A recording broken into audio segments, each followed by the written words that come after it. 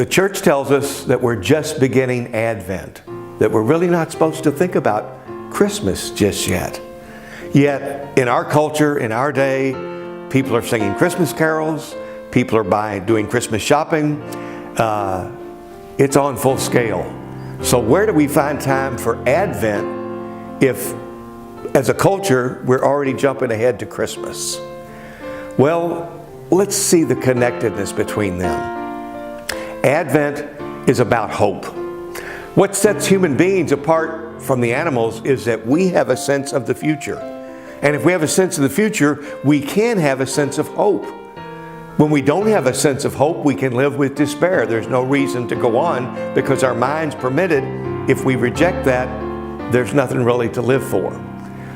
The people of the Old Testament, who we will hear a lot about in the coming weeks in our Advent readings, were people of hope, but they hoped on a big scale.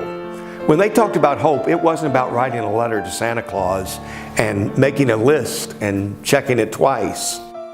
Their hope was for things like prosperity, to have sufficient food, to be able to care for their children, and for world peace. And so my brothers and sisters, even though we can't wait on Christmas within our culture, we can observe Advent as a time of waiting within that larger celebration of Christmas. For indeed, we hope for the same things the people of the Old Testament hoped for. We hope to be able to provide for our children.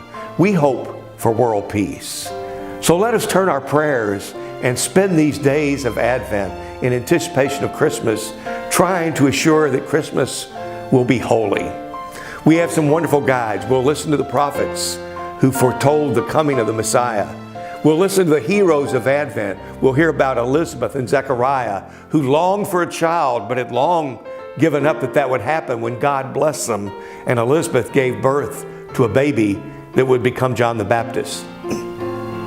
We have heroes in Mary and Joseph, whose hopes could not have included the surprises that the angel Gabriel and that God brought to them, that they were to be instruments of God's holy salvation.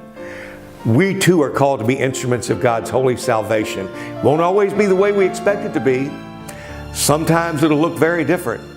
Ask Mary, ask Joseph. Listen to the stories of Mary and Joseph.